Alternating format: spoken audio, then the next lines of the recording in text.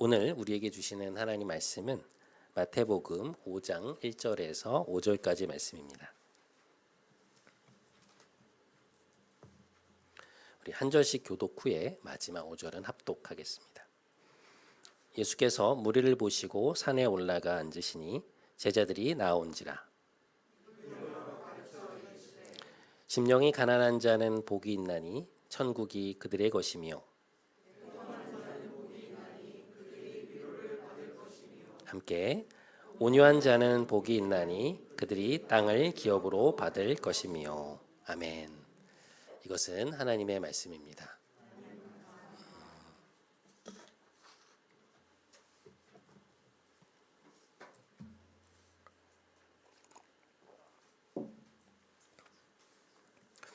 지난주에 우리는 팔복 중 마음의 가난함과 애통에 대해서 함께 살펴보았습니다.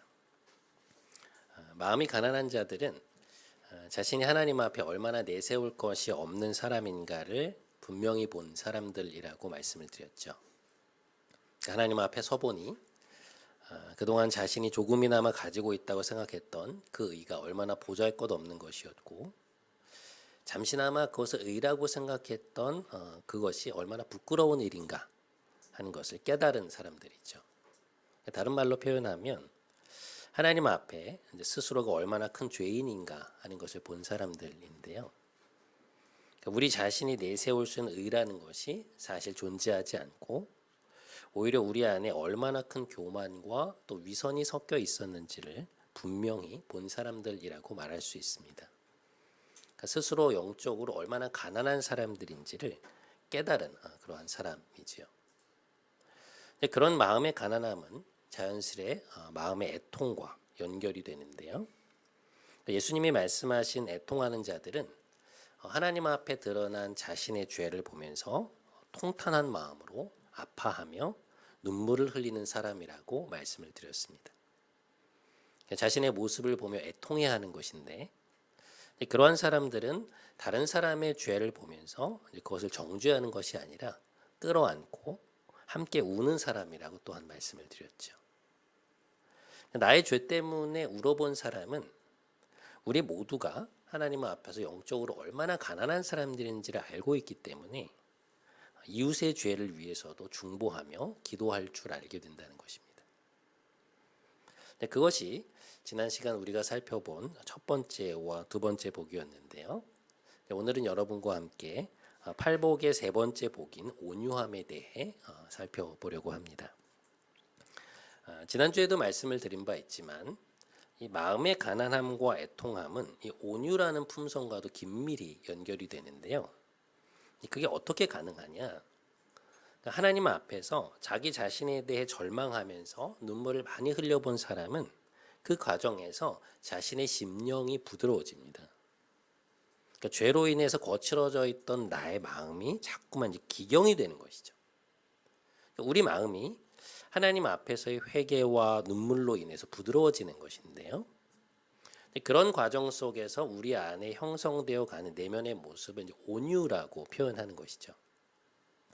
그래서 성경이 말하는 온유함이라는 것은 우리의 기질적인 온순함과는 다른 것입니다. 여러분도 아시다시피 어떤 사람들은 기질적으로 다른 사람보다 더 부드럽고 온순한 사람들이 있잖아요. 기본적으로 화가 좀 적고 겉으로 드러나는 모습이 막 까칠하지 않다거나 강하지 않은 사람들이 있지요. 말을 할 때에도 뾰족하거나 공격적이지 않고 좀 부드럽게 하는 편이죠. 그런데 팔복에서 말하는 이 온유함은 그런 기질적 온순함을 말하는 것이 아닙니다.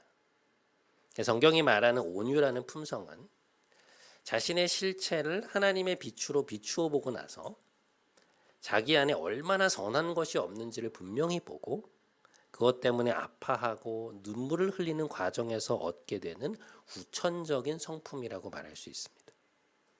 그렇기 때문에 기질적으로 목소리가 크고 본인의 주장도 강하고 리더십이 있는 사람들도 충분히 온유할 수 있는 것이죠. 타고난 기질과는 다른 문제라는 것입니다. 이 온유한 성품을 가진 사람은 기본적으로 겸손하고 부드럽고 따뜻한 사람들인데요. 이런 사람들의 특징이 두 가지가 있습니다. 그 첫 번째는 다른 사람에 대한 존중입니다. 그러니까 이것은 예의가 바른 것과는 좀 다른 것인데요. 겉으로는 예의를 차리지만 속으로는 상대를 깔보거나 존중하지 않을 수 있는 것이잖아요. 상대를 그리 좋아하지 않지만 얼마든지 그걸 숨기고 예의를 차릴 수 있는 것이죠. 하지만 그것은 그 사람에 대한 진정한 존중감에서 나오는 행동은 아니죠. 반면에 성경이 말하는 온유한 사람은 상대방의 존재를 마음으로부터 존중하는 사람들입니다. 다시 말해 그 사람의 존재의 귀함을 인정하는 것이죠. 왜냐하면 이 사람은 겸손한 사람이거든요. 그러니까 스스로 하나님 앞에서 자신이 얼마나 부족한 사람인지를 잘 알고 있고 그런 자신의 모습에 대해 정말로 애통해하면서 눈물을 흘려본 사람이기 때문에 다른 사람을 쉽게 판단하거나 깔보지 않는 것입니다. 사도 바울은 빌립보 교회에 보내는 편지에서 이 겸손의 마음을 뭐라고 정의하냐면 나보다 남을 낮게 여기는 마음이라고 하거든요. 빌립보서 2장 3절 말씀 우리 한번 함께 읽겠습니다. 자, 시작.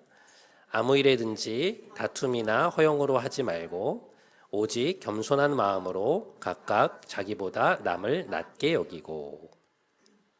사도 바울은 공동체 안에서 서로가 서로를 낮게 여기는 마음을 겸손한 마음이라고 말하고 있습니다. 마음이 겸손한 사람들이 보이는 태도라는 것이죠. 그런데 여러분도 아시겠지만 다른 사람을 나보다 낮게 여기는 것이 억지로 되는 일인가요? 아마 여러분들 중 많은 분들이 이 말씀을 알고 계실 것이고 또 이 말씀에 기반하여 노력도 해보셨을 것이라는 생각이 드는데요. 어떤 사람을 막 판단하는 마음이 올라올 때마다 그래 나보다 남을 낮게 여기라고 하셨지. 교만하지 말자. 저 사람이 나보다 낫다. 막 그런 식으로 생각을 많이 해보셨을 텐데 잘 되시던가요? 그래 저 사람이 나보다 낫다고 여기자. 그렇게 시도는 하지만 아무리 생각해도 저 사람이 나보다 낫다는 생각이 잘 안 들잖아요. 결국에는 억지로 막 그 마음을 꾹 눌러 담는 것인데 사실 그런 모습 속에서는 다른 이들의 존재를 우리 내면 깊은 곳에도 존중하는 그런 태도가 잘 나오지 않죠. 그런 마음으로는 말씀을 성취할 수가 없는 것입니다. 하지만 자신의 영적인 가난함을 알고 그 모습 때문에 아파하고 눈물을 흘려본 사람들은 자신이 하나님 앞에서 얼마나 부족한 존재인지를 분명히 알기 때문에 다른 이들의 부족함이 자신의 그것보다 그렇게 더 커 보이지 않는 것입니다. 그러니까 내가 저 사람보다 상대적으로 우위에 있다는 생각이 들질 않아요. 그러니까 이미 나는 나의 바닥을 본 사람이잖아요. 그러니까 내가 가지고 있는 뭔가를 가지고 저 사람과 비교할 게 없는 거예요. 나는 가진 게 없는데. 그러니까 하나님 앞에서 자신의 허물과 부족함을 분명히 본 사람들은 다른 사람의 부족함이 그렇게 크게 느껴지지 않는 것입니다. 그래서 기본적으로 상대방의 존재에 대한 존중감이 생깁니다. 그래도 나보단 낫지. 아무렴 나만 할까? 그런 생각이 드는 것이죠. 그런 마음의 생각이 겉으로 나타나는 태도로 드러나게 되는 거거든요. 그러니까 그 사람을 쉽게 판단하지 않습니다. 그것이 바로 온유한 사람들이 보이는 첫 번째 특징이고요. 두 번째 특징은 뭔가 하면 이러한 사람들은 다른 사람들이 자기를 대하는 태도 때문에 쉽게 상처받지 않는 사람들입니다. 그러니까 이것은 이제 성경에서 말하는 온유한 품성을 가진 이들의 독특한 품성인데요. 그러니까 이 사람들은 다른 사람의 말과 행동 때문에 쉽게 휘둘리지 않아요. 왜 그런 줄 아세요? 이것이 바로 복음의 놀라운 역설인데요. 여러분, 심령의 가난함과 애통함이라는 것은 일종의 자기 부정이죠. 그러니까 하나님 앞에서 나라는 사람의 한없는 부족함을 보는 것 아닙니까? 하나님 앞에 서 보니 내가 내세울 게 하나도 없다는 것이잖아요. 뭘 내세우기는커녕 내가 가지고 있다고 생각했던 의가 마치 누더기와 같았다는 것 아닙니까? 그런 면에서 그리스도인들은 한없는 자기 부정을 경험하는 사람들인데 놀라운 것은 뭐냐? 그 속에서 동시에 한없는 자기 긍정이 나온다는 것입니다. 그러니까 자신의 죄로 인해 슬퍼하고 애통해야 하지만 그게 끝이 아니라 그 속에서 하나님의 용서와 받아들여 주심을 경험하게 된다는 것이죠. 그러니까 복음이라는 것은 하나님께서 예수 그리스도의 죽음과 부활을 통해 우리를 받아주신다는 거잖아요. 복음의 이야기는 우리 자신에 대한 부정이 그 끝이 아니고요. 그것을 통과하여 하나님의 인정을 받는 자리로 나아가는 거거든요. 예수님 때문에 우리를 정죄하지 않으시는 하나님 앞에 믿음으로 서게 된다는 것이죠. 예수님에 대한 온전한 믿음 속에서 나의 옛사람이 예수님과 함께 죽고 다시 부활하여 하나님께 온전히 받아들여졌다는 건 아닙니까? 그게 복음의 메시지 아니에요? 그리스도 안에서 우리는 이제 하나님의 사랑받는 자녀가 되었다는 거거든요. 근데 그것으로부터 우리 안에 한없는 자기 긍정이 나오게 된다는 것이죠. 자, 누가복음 9장 23절과 24절 말씀을 우리 한번 함께 읽겠습니다. 2페이지입니다. 자, 시작. 또 무리에게 이르시되 아무든지 나를 따라오려거든 자기를 부인하고 날마다 제 십자가를 지고 나를 따를 것이니라. 누구든지 제 목숨을 구원하고자 하면 잃을 것이요 누구든지 나를 위하여 제 목숨을 잃으면 구원하리라. 이 말씀 속에서도 볼 수도 있듯이 기독교가 말하는 진리는 우리 자신의 죽음 속에서 오히려 진정한 자아를 찾게 된다는 것이거든요. 그러니까 세상을 향해 자기 자신을 끊임없이 주장하면서 스스로의 존재감을 확인하며 살아가던 우리의 옛사람이 죽고 이제는 하나님이 주시는 정체성을 새로운 정체성으로 삼고 살아가는 사람들이 된다는 것입니다. 다른 사람이 나를 인정해주는 그 힘으로 사는 게 아니고요. 하나님이 나에게 베풀어 주시는 은혜와 그분의 인정 가운데 살아가는 사람인 것이죠.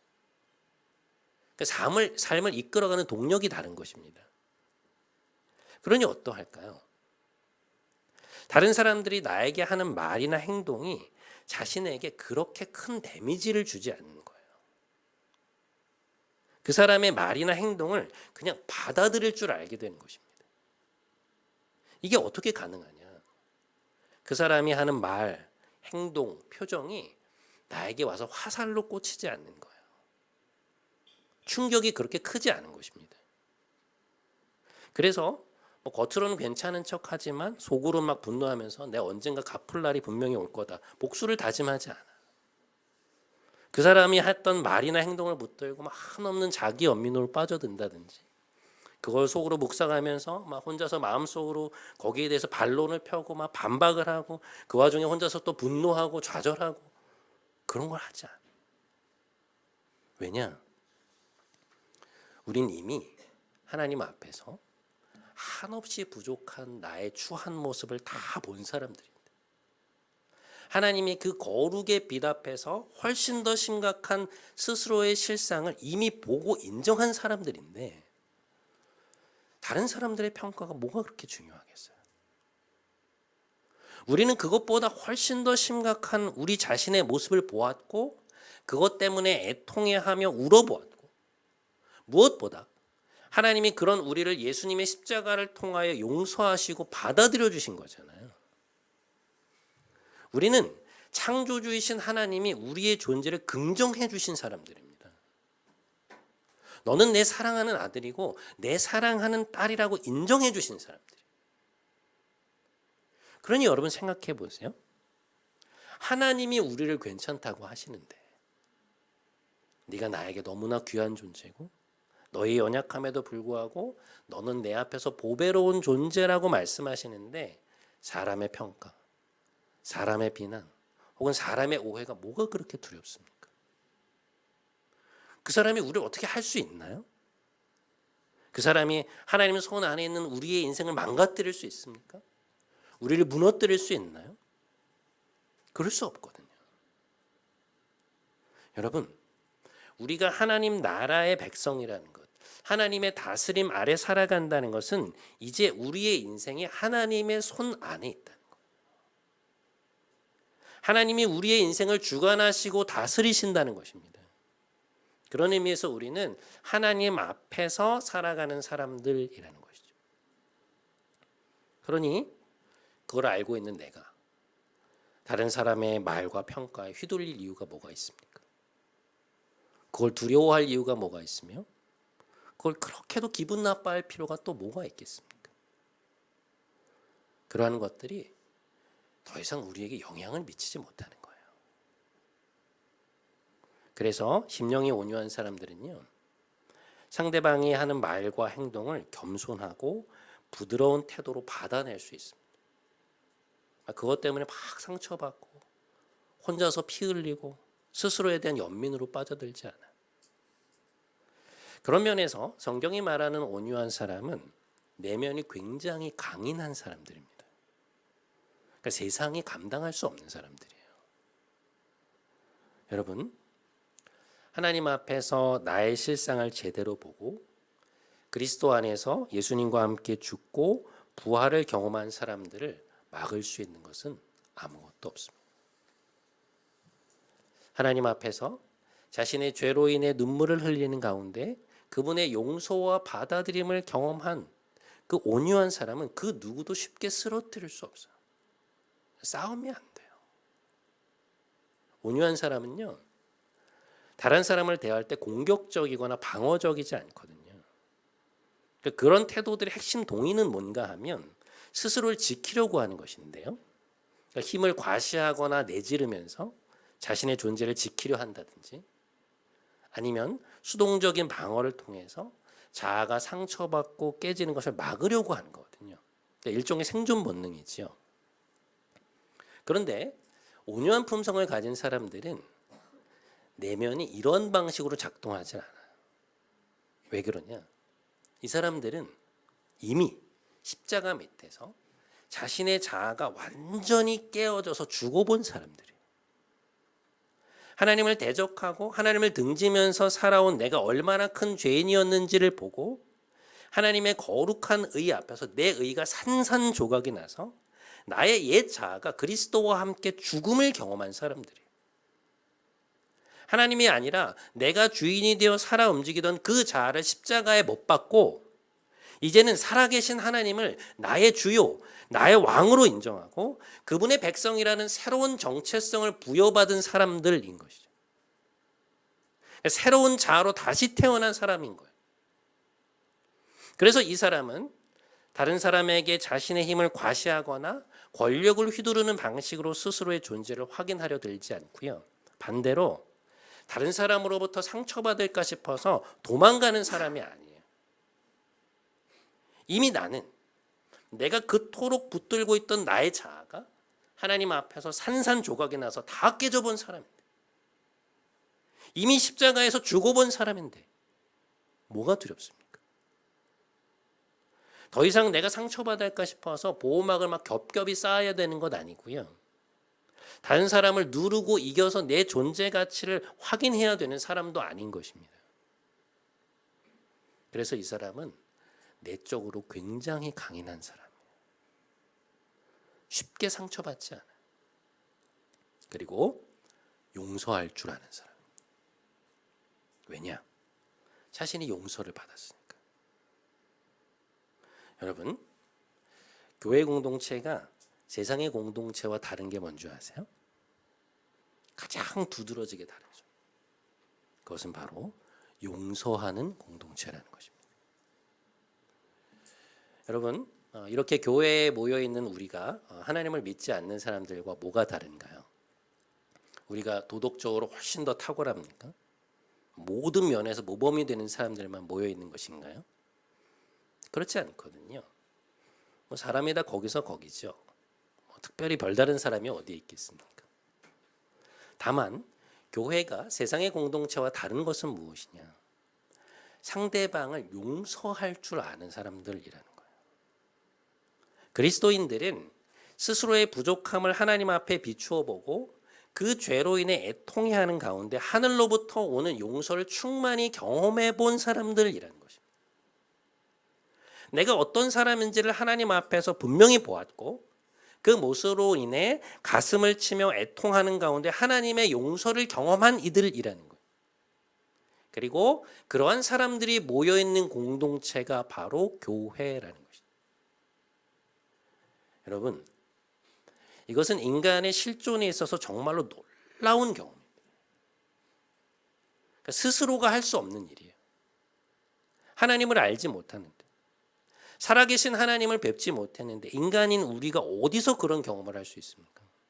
그걸 스스로 깨달을 수 있나요? 그러나 그리스도인들에게는 바로 그 경험이 있기 때문에, 그러한 경험을 통해 우리의 마음이 온유해졌기 때문에 서로가 서로를 지체로 존중할 수 있는 것입니다. 상대가 연약하다고 해서 깔보거나 힘으로 누르려 하지 않고, 혹은 상대의 미숙함으로 인해 내 마음이 상했다 할지라도 하나님 앞에서 그 사람을 용서할 수 있는 공동체라는 거예요. 여러분은 이것은 인간 사회에 있어서 엄청난 것입니다.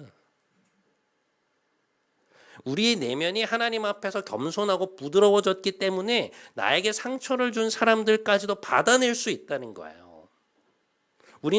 우리 모두가 하나님 앞에서 얼마나 연약한 사람인지를 알고 있기 때문에 서로를 용서할 수 있다는 것이죠. 교회 공동체가 세상의 공동체와 확연히 구분되는 지점이 바로 여기예요. 그런데 그러한 모습은 어디에서 비롯되는 것이냐? 온유한 품성에서 비롯되는 행동이라는 것이죠.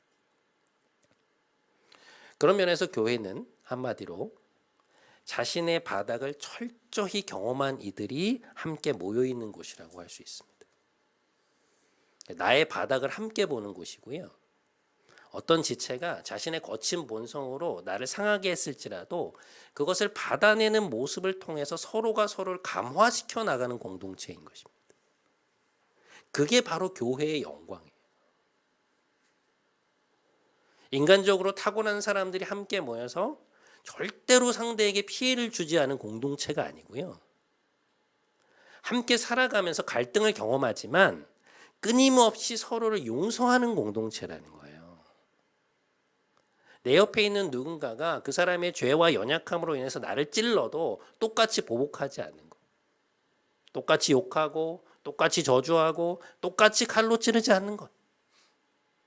우리 모두가 용서받은 자들이기 때문에 그것을 받아내고 품어낼 줄 아는 것. 그것이 바로 온유한 자들의 모습이라는 것이죠. 여러분, 이게 얼마나 멋진 모습인가요?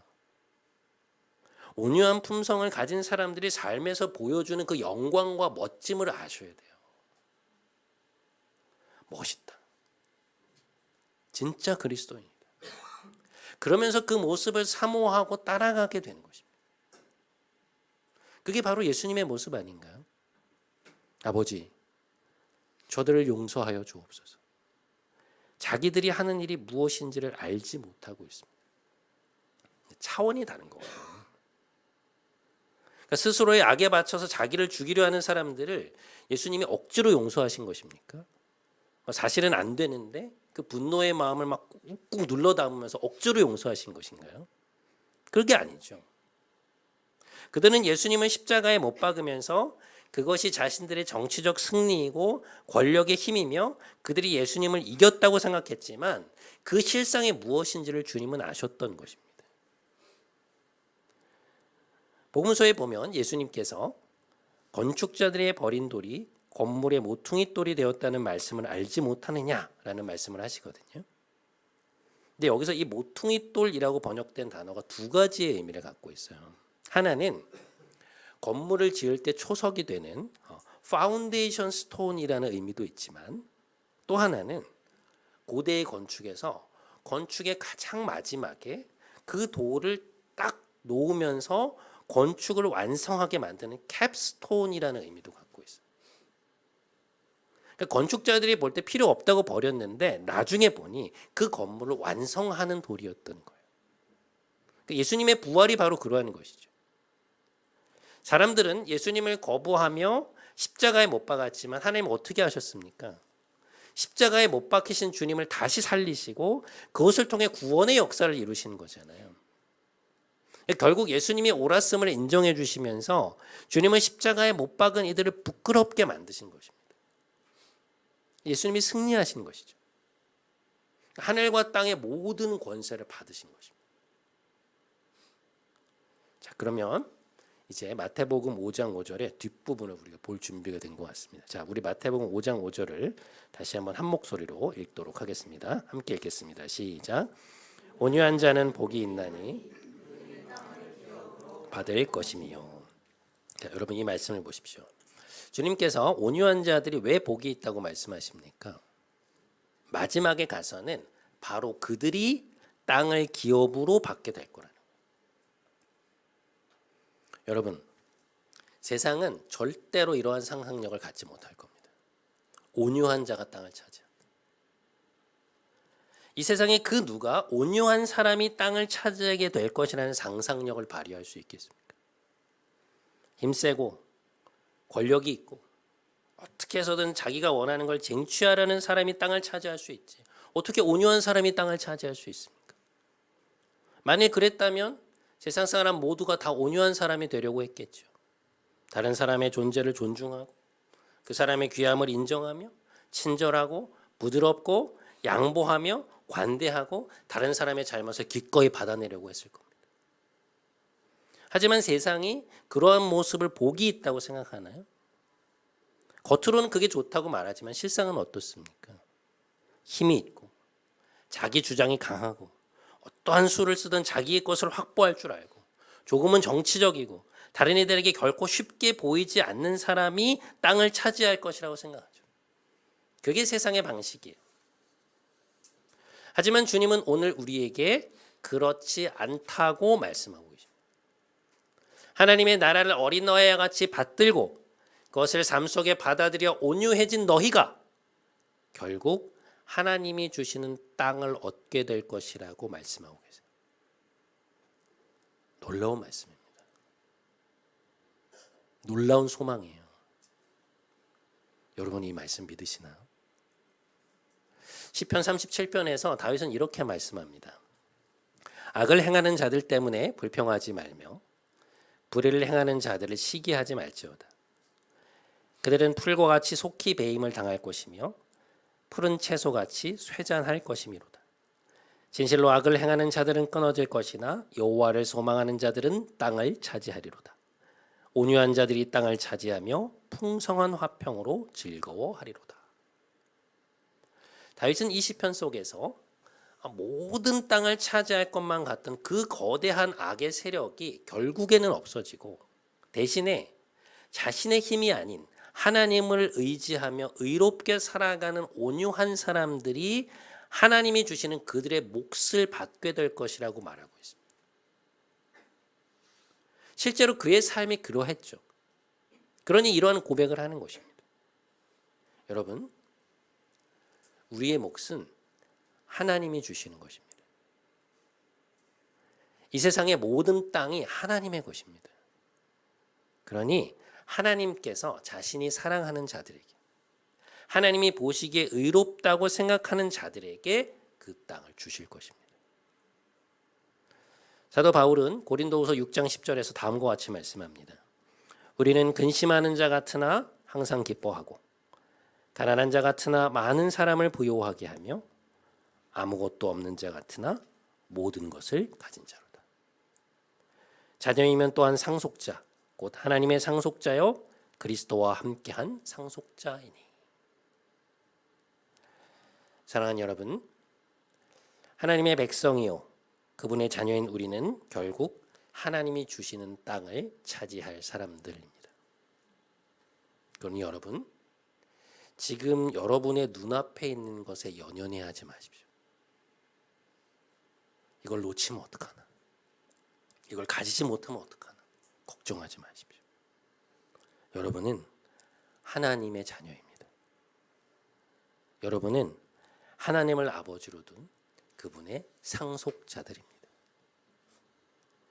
이것이 바로 하나님 앞에서 가난한 심령으로 애통하는 자가 되어 그 마음에 온유함을 품게 된 하나님이 백성에 누리게 되는 축복이라고 말할 수 있습니다. 부디 이번 한 주간 하나님이 자신의 백성들에게 주시는 이 참된 복을 마음으로 깊이 묵상하시면서 여러분의 심령에 차오르는 든든함과 그 기쁨을 많이 누리시는 그런 한 주간이 되시기를 주님의 이름으로 간절히 축원드립니다.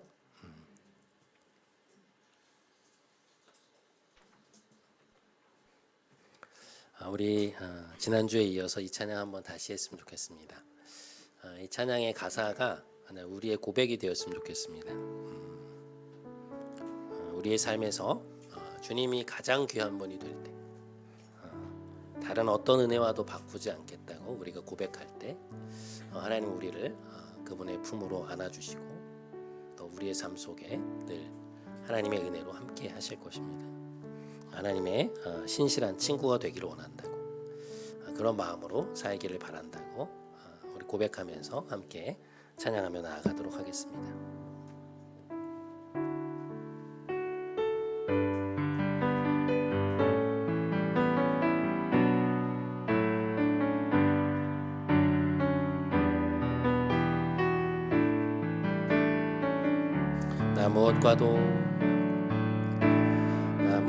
무엇과도 주님을 바꾸지 않으리. 다른 어떤 은혜 구하지 않으리. 오직 주님만이 내 삶의 도움이시니 주의 얼굴 보기. 다시 한번 나 무엇과도 주님을 바꾸지 않으리. 다른 어떤 은혜 구하지 않으리. 오직 주님만이 내 삶의 도움이시니 주의 얼굴 보기 원합니다. 주님 사랑해요.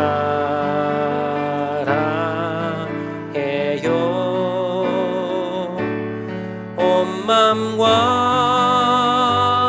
정성 다해 하나님의 신실한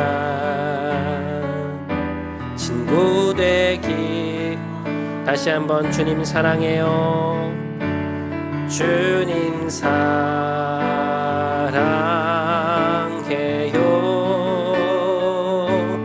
온 맘과 정성 다해 하나님의 신실한 친구 되기 원합니다.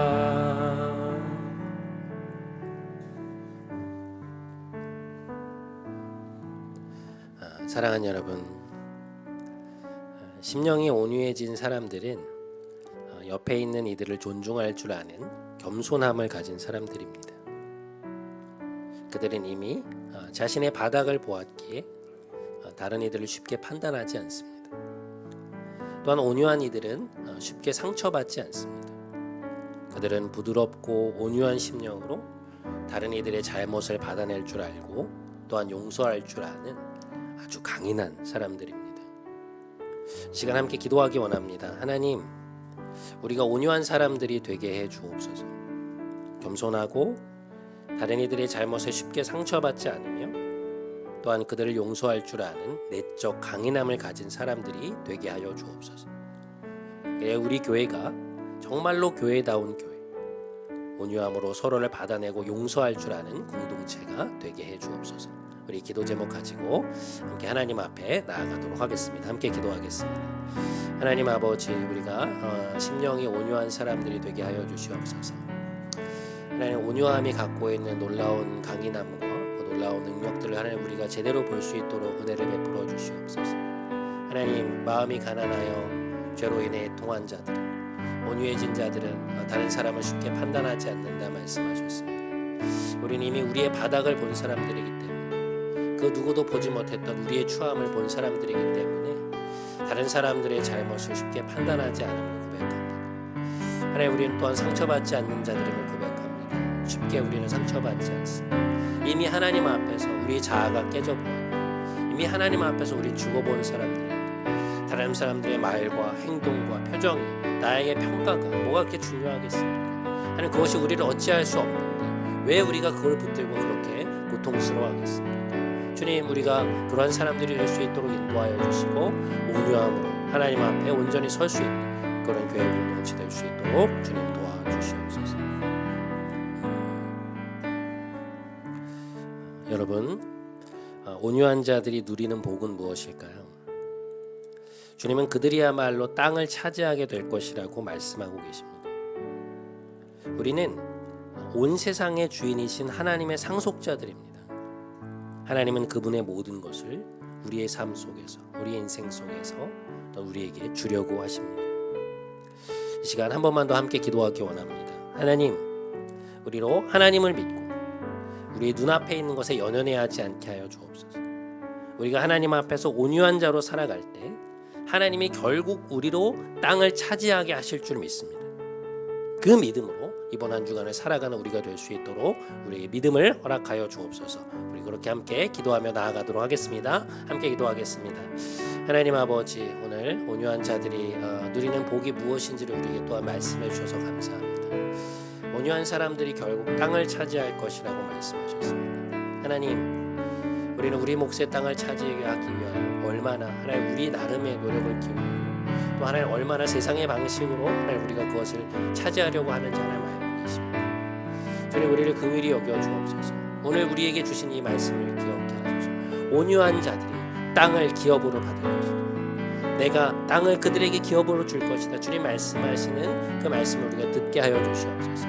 온 세상의 주인이신 하나님, 우리의 아버지 되신 하나님, 창조주이신 하나님이 우리의 인생을 책임지고 계십니다. 하나님, 우리가 하나님 앞에서 온유한 자들로 살아갈 때 결국에 하나님이 원하시는 땅을 주실 것이라 하나님, 우리가 그것을 믿고 하나님 우리 삶에서 하나님 앞에서 하나님의 방식으로 살아갈 수 있도록 우리를 격려하여 주시옵소서. 주님, 우리와 함께하여 주옵소서. 오 하나님, 우리와 함께하여 주시옵소서. 주님 도와주시고 하나님 우리의 심령을 하나님 앞에 온유한 자들이 될 수 있도록 우리 성도들의 심령을 붙잡아 주시기를 원하오니 주님 도와주옵소서. 오 주님 도와주십시오. 우리의 심령이 변화되게 하여 주시옵소서. 변화되게 하여 주시옵소서. 오 주님 변화되게 하여 주시옵소서.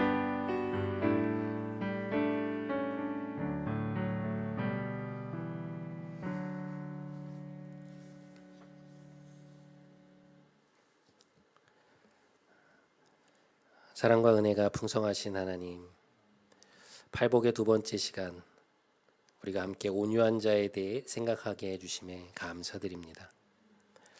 하나님 앞에서 온유한 자로 살아간다는 것이 얼마나 멋진 일인가에 대해 생각해 보았습니다.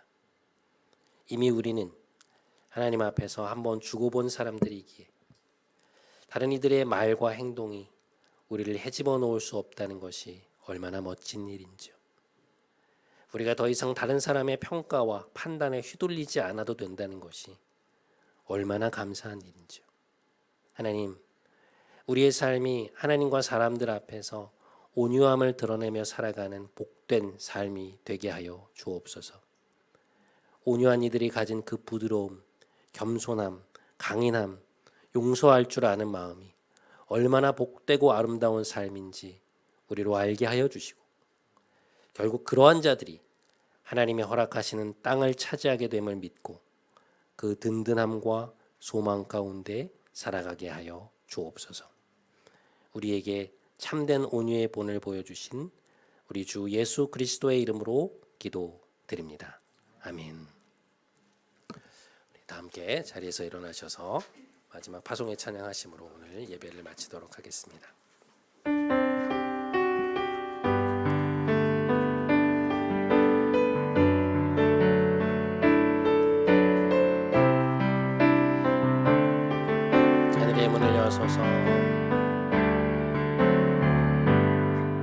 하늘의 문을 알려소서. 이곳을 주목하소서. 주를 향한 노래가 꺼지지 않으니 하늘을 열고 보소서. 이곳에 임재하소서. 주님을 기다립니다. 기도의 향기가 하늘에 닿으니 주여 임재하여 주소서. 이곳에 오셔서 이곳에 앉으소서. 이곳에서 드리는 예배를 받으소서. 주님의 주님의 이름만이 오직 주의 이름만 이곳에 있습니다. 이곳에 오셔서 이곳에 앉으소서. 이곳에서 드리는 예배를 받으소서. 주님의 이름만이 오직 주의 이름만 이곳에 있습니다.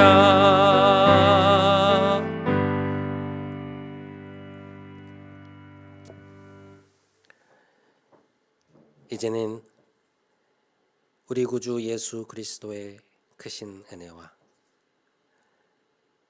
하나님 아버지의 놀라우신 사랑과